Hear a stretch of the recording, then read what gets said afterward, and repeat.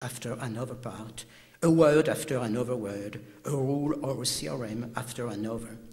This part of knowledge is supposed to be conveyed from the master's mind or the page of the book into the mind of the student. But this equal transmission is predicated on a relation of inequality. The master alone knows the right way, time, and place for that equal transmission, because he knows something that the ignorant will never know, short of becoming a master himself, of course. Something which is more important than the knowledge which it conveys. He knows the exact distance between ignorance and knowledge. Now, that pedagogical distance between a determined ignorance and a determined knowledge, Jacques said, is in fact a metaphor. It is a metaphor of a radical break between the way of the ignorant and the way of the master. The metaphor of a radical break or gap between two forms of intelligence. Because, of course, the master cannot ignore that the ignorant who is in front of him knows, in fact, a lot of things that he has learned by its own, by looking and listening around him, by figuring out the meaning of what he has seen and heard, repeating what he has heard and known by change, comparing what he discovers with what he already knew, and so on. He cannot ignore that the ignorant has made, by this way, the apprenticeship, which is the condition of any other apprenticeship, the apprenticeship of his mother tongue. He doesn't ignore that knowledge, but it is for him precisely the knowledge of the ignorant. His own role is to break with that process of groping by hit and miss. It is to teach to the pupil the knowledge of the knowledgeable in its own ways, the ways of the progressive method, which dismisses all groping and chance by explaining things in order, from the simpler to the more complex, according to what the pupil is able of understanding, with respect to its age or its social background and social destination.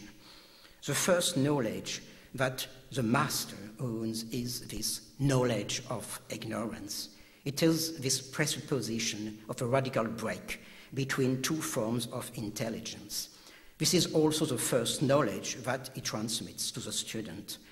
The knowledge that he would never explain, never understand anything if that thing was not explained to him. The knowledge that he cannot understand by its own. This means the knowledge of its incapacity. In that way, Jacques said, progressive instruction is the endless verification of its starting point, inequality. That is verification was what he called the process of stultification. The opposite of stultification is emancipation. Emancipation is the process of verification of the equality of intelligence.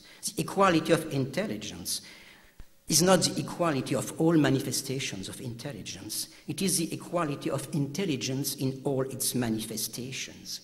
It means that there is no gap between two forms of intelligence. The human animal can learn everything as he has learned his mother tongue, as he has learned to venture through the forest of things and signs which surrounds him in order to take his place or her place among his or her fellow humans. By observing, comparing one thing with another, one sign with one fact, one sign with another sign, and repeating the experiences he or she has first made by chance. If the ignorant, Jacques said, who doesn't know how to read, knows just one thing, if he only knows a prior by heart, he can put this knowledge in relation with what he still ignores, the same prior written on a paper. He can learn, sign after sign, the resemblance of what he ignores with what he knows. He can do it if, at each step, he or she observes what is in front of him or her, tell what he or she observes, verifies what she has told, etc. From this ignorant to the scientist, which builds hypotheses, It is always the same intelligence which is at work, an intelligence which makes figures and comparisons in order to communicate its intellectual adventure and to understand what is communicated by another intelligence.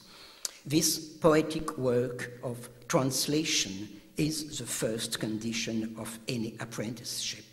Intellectual emancipation means the awareness and the enactment of that equal power of translation and counter-translation.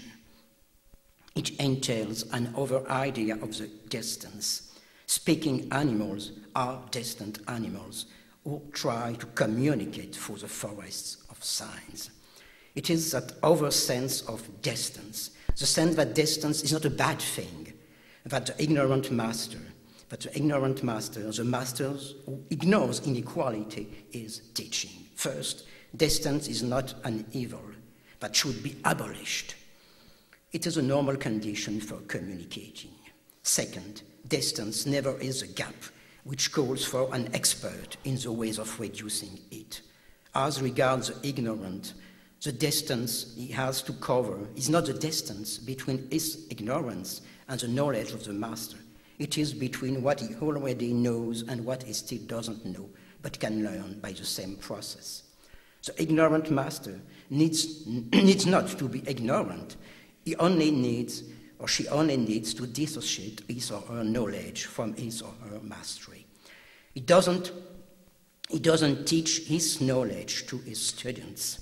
She commands them to venture forth in the forest, to tell what they see, what they think about what they see, to check in, and so on. What the first ignores is the gap between two intelligences. It is the linkage between the knowledge of the knowledgeable and the ignorance of the ignorance. The distance is always a causal distance. Each intellectual act weaves a causal thread between an ignorance and a knowledge. No kind of structural social link can be predicated on that kind of distance. What is the relevance of this story regarding the question of the spectator? I know we are no more in the times where the dramaturgs wanted to give explanations to their audience and to teach their audience the truth about social relations and the good way to do away with domination. But it is not enough to lose his own illusions. On the contrary, it often happens that the loss of their illusions leads the dramaturge or the performers to increase the pressure on the spectators. Maybe they will know what has to be done if the performance changes them, if it sets them apart from their passive attitude and makes them active participants in the common word. This is the first crucial point that is common to a certain pedagogical scheme and to a certain idea of the theatre. The idea of the gap between two positions.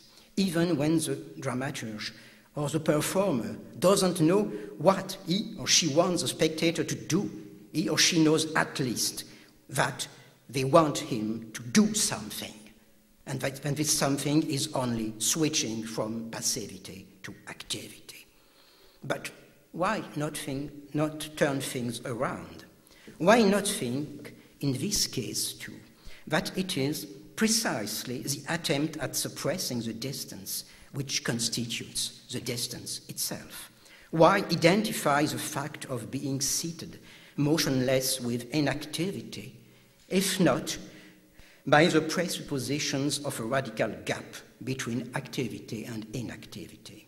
Why identify looking with passivity, if not by the presupposition that looking means looking at the image or the appearance, that it means being separated from the reality which is behind the image? Why identify hearing with being passive, if not by the presupposition that acting is the opposite of speaking and hearing, etc., etc.?